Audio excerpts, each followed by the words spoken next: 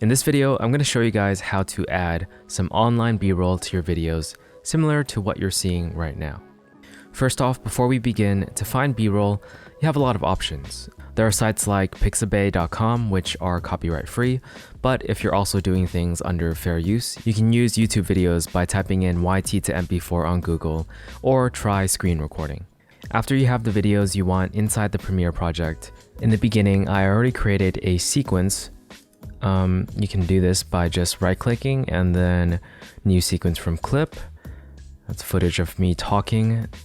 That would be the A footage, and we're gonna do some B-roll real quick. The easiest way to look through the clip is to double-click, which brings the source file up.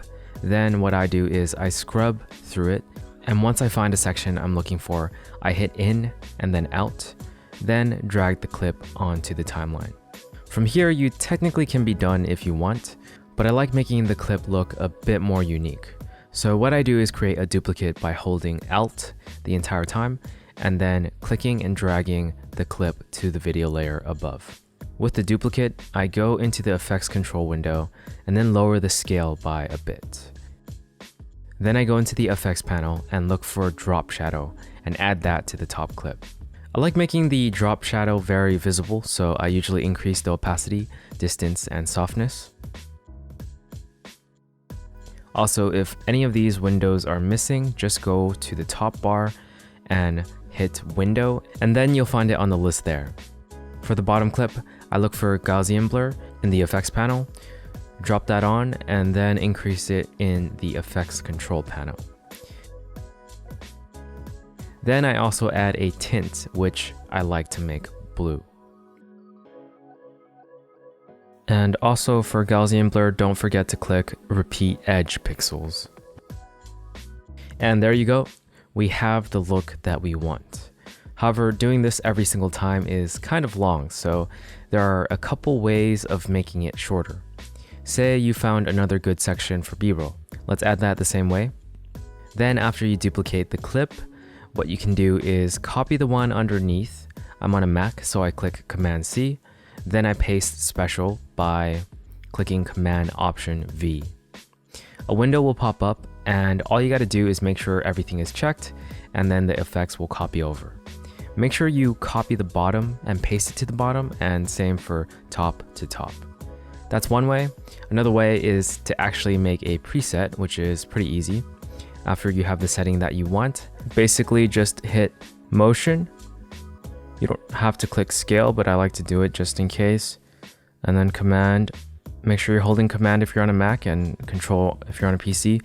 And in this part, I've actually messed up quite a few times while recording this. Make sure you let go of control or command before you right click and then click save preset. Otherwise, one might save and the other one might not. So I'm going to call this drop shadow scale preset. Actually, I'm going to take out the preset part. Okay. And you'll see it pop up on the preset folder, as you can see, and I'm gonna actually drop it on this one right here, which is other B-roll that I found. As you can see, it does the same thing. Scale is at 90%, and the values for drop shadow are the same as well. You also see that the preset name is next to these effects. Let's do the same thing for the second footage in the back. So highlighted these two, right click, make sure you let go of command or control, save preset. I'm gonna call this 2 Gaussian blur tint. And then click OK. Grab it, put it on the bottom. And as you can see, now that we have presets where we can just drag and drop them anytime that we want. You'll be able to find your preset at the top folder that says preset on the effects panel. This way you don't have to redo the entire thing for every new project. Alright, and finally there's one more way to make the process easier. That is with nested sequences. So instead of adding the preset or copying and pasting every time you add a new B-roll clip, what you want to do first is finish adding the B-roll clips throughout the video. Okay, those are just kind of random clips, but if you're actually doing this, you would probably take the time to find good B-roll clips and place them at the correct spot. After that, lock every other video layer except the B-roll layer. Then click the A key, which is the shortcut for selecting all things after where you clicked. Once you do that, you can create a nested sequence.